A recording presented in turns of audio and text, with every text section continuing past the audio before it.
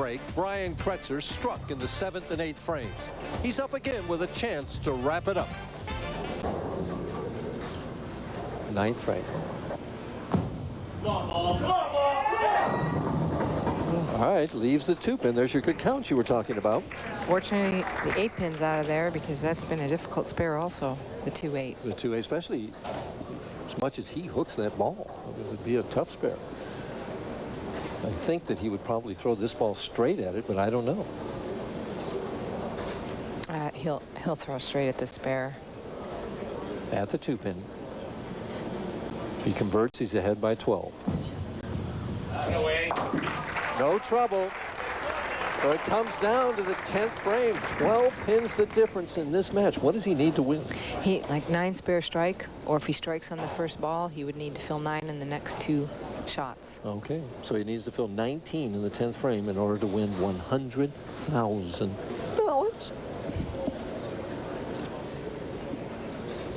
Lonnie's not looking now. He's saying, just give me a chance. Just give me a chance. Leave something up there. Brooklyn twice in a row. The last 2 times on this lane. What happens now? We'll find out.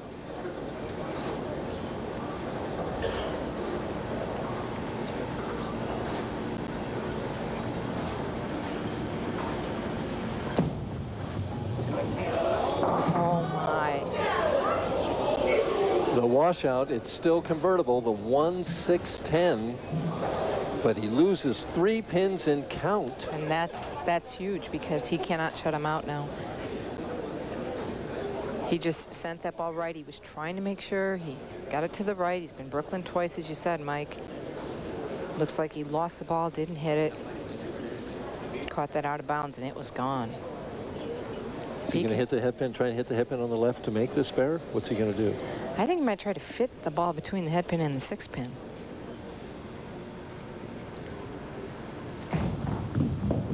That's what he does, but he gets only the 6-10, so gets 9 out, finishing with 214, which means Waliczek now means what? To fill 19 also, just as the other situation. If he went 9 spare strike, he would have 215 or strike and 9. But now he's thinking, life, I got a chance. Crowd is buzzing back here. A lot of pressure. 1 frame like that. You don't want to go high. You've gone high twice in a row. Too much room. And Kretzer's sitting on the bench thinking probably that he's giving it away. I'm sure he is. Waliczek looks very calm, taking even more time. He needs at least 8 on this first ball. Or it's over. Right.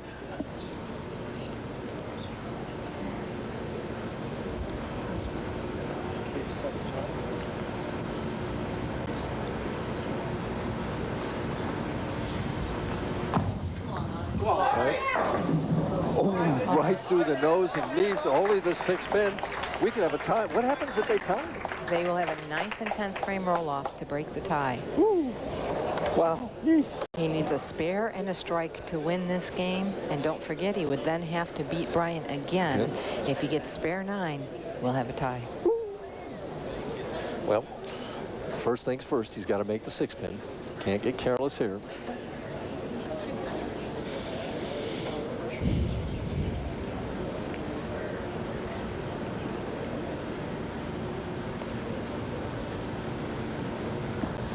At the 6-pin, no trouble. So everything is in Waliczek's hands. A strike, he moves on to bowl another game. 9, and we have a 2-frame roll-off. 8 or less, and Kretzer is the winner. Wow. And wow. What will he do? I mean, he just punched the nose. What would you do? Oof. Harder? I would try. Yeah, I don't think I'd try to open up anymore because you catch that out of bounds and it's gone. I'd just try and throw as hard as I could. He is excellent. I watched him when he only needed a certain amount of pins, and he did it earlier here. He can throw from the left side, hard and straight up the middle. Take your chances if you're going to carry. It's tough to do for a 9 or a strike, though. Here it is. It's 9, and we have a tie. So we have a 2-frame roll-off. assume that Kretzer will immediately start on the left lane.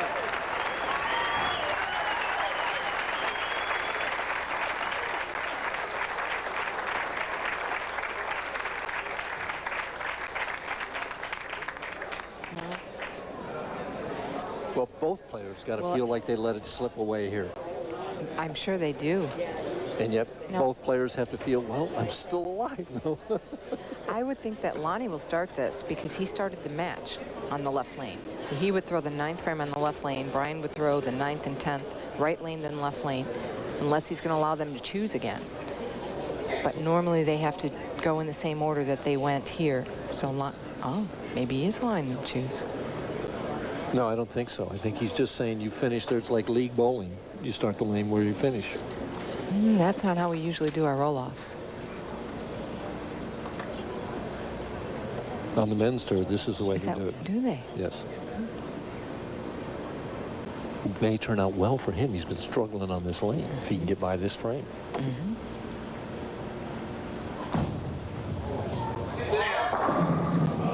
Good shot. He would have loved to have that one in the 10th frame. Leaves the 4-pin. Waliczek talking to Ellenberg. What do I do here, Frank? I mean, right. You know, do I finish out the match here? Tell me what to do, Frank. And he's telling him what to do. Why am I finishing on the left lane? Yeah, I like the right lane. Yeah, I'd be a little confused by that. Cross lane at the 4-pin. And he double kisses it, no trouble. So a spare in the 9th frame and a 2-frame roll-off. It could be worth $50,000 extra to the winner, $100,000 total to somebody. Actually, it's interesting. Both of these players shot their left side spares from the left, straight up the left. Yeah, not cross lane, really. Right.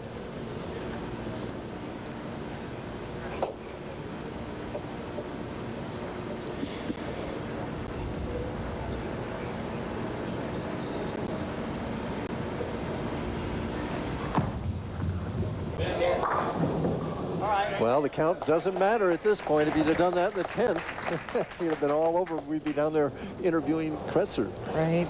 But count is just like you're bowling your first frame, basically, as far as count goes, and not working on any strike or spare.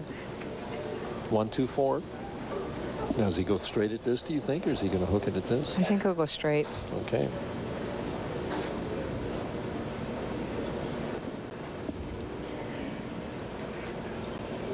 Moves right. Again, sets himself up very meticulously.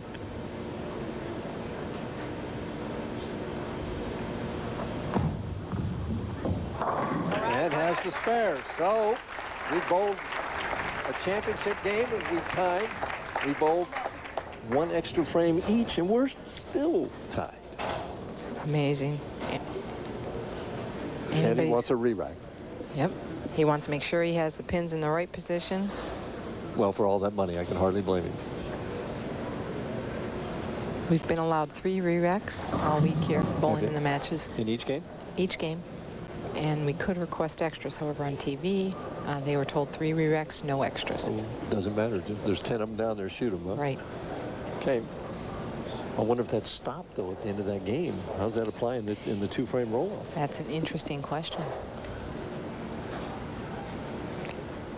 I don't believe either player had used any re-racks that game anyway, so that would be his first, right.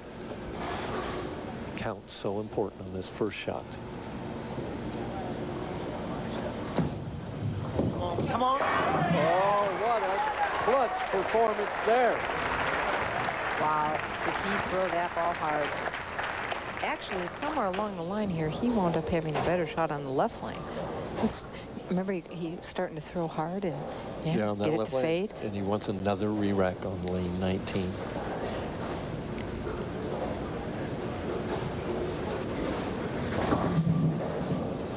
If you just joined us, we're in overtime. Our players, Waliczek, Kretzer, tied at 214, necessitating a 2-frame roll-off. Both of them spared in the 9th frame. Waliczek has gotten the first strike in the 10th. And of course, this could only be the first championship match. We may need another game. We don't know. For the double. Through the nose. Leaves the 3-9. Not an easy spare. Not easy at all. And he's probably going to throw straight at it just like he did the 3-6-9 earlier. He needs to convert this to force Brian to double. So it's white knuckle time with both players.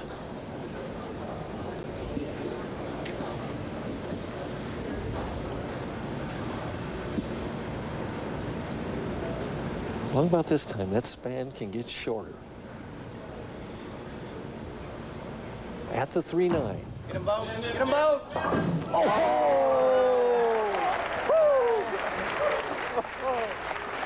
Wow, the crowd is into this, I'll tell you. Waliczek walks over and says, I need some water, folks. I'll tell you. I didn't think that ball was going to finish enough to take out the 9-pin. He hooked it at it. He actually hooked it at it. And you warned about that thing hanging out there in that oil. We could look there at it. There he is, hits the out of bounds. The ball does not want to bite back. It wants to deflect there. Oh, my. Again, it's a breeze. The breeze got it. Back to live action. Kretzer needs a strike on this first ball, or we're going to another game.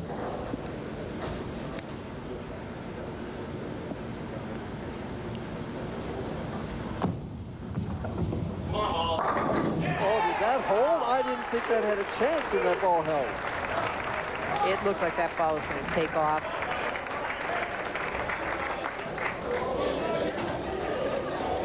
You saw how the back ends on this lane have really been violent. Sending the ball right, actually about the 13th board. See, I was biting back just in time. Well, it comes down a strike here, and he is a winner. Well, he needed one more pin, but he is a virtual lock with a strike here, but he needs a spare or he could lose. Exactly.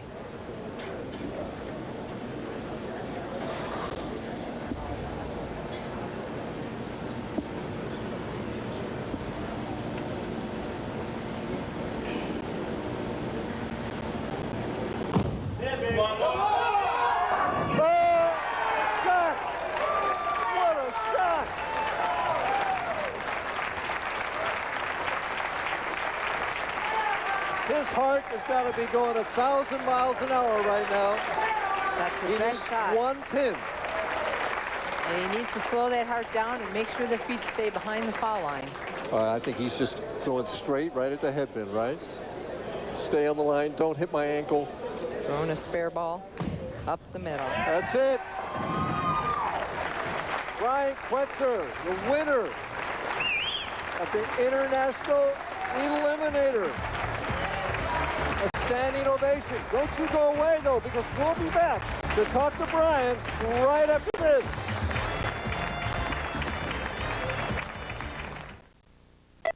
Finals of the 1997 International Eliminator are being brought to you by Ebonite and by Samstown Hotel, Gambling Hall, and Bowling Center.